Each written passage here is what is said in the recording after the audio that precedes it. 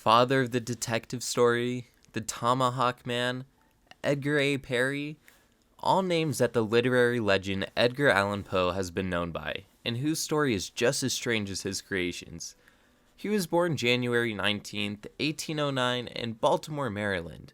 Unfortunately, both of his parents died before he was 3, and as a result, Poe was taken to the home of John Allan, a merchant from Richmond, Virginia. Poe dreamt of being a poet, and by the age of 13 had written enough poetry to compile his own book. In 1826, he attended the University of Virginia for 11 months before John Allan insisted he came back due to Poe's gambling problem. So he struck out on his own in Boston in 1827, publishing his first collection of poems. However, as the life of many writers and poets go, poverty struck Poe, and he joined the army under the name Edgar A. Perry. After his foster mother died, John Allan purchased his release and helped him get into the U.S. Military Academy, which Poe was promptly expelled from a week later after not attending any classes or drills. After all of that went down, Edgar would spend the next 10 years as an alcoholic, bouncing around as an editor for various magazines and newspapers across New York, Philadelphia, and Virginia. He was notorious as a critic, viciously slashing apart books and reviews, earning him the nickname Tomahawk Man. Poe would publish many stories and poems during this time, which often took on a supernatural or detective element to him, earning him the title Father of the Detective Story.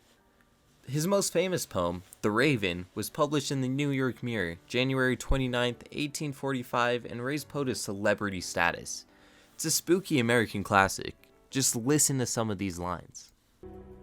Deep into that darkness peering, long I stood there wondering, fearing, doubting, dreaming dreams no mortal ever dared to dream before.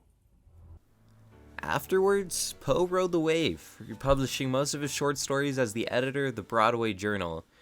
His wife and cousin, Virginia, died in 1847, and Poe dashed off, going on a spree of frantic love and exciting nights, till finally settling down in 1849, engaging Elmira Royster, who would go on to enjoy the rest of his summer with only 1 or 2 relapses. So go you, Poe.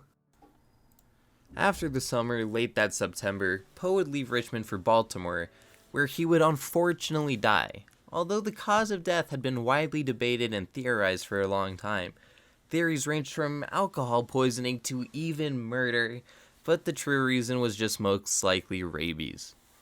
Overall, Poe can attribute a lot of his success to the Romanticism era, which preferred works about the occult, strange, exotic, and human life. His legacy and impact can still be felt throughout literature today, and it's clear why we read his works. I was never really insane, except upon occasions when my heart was touched.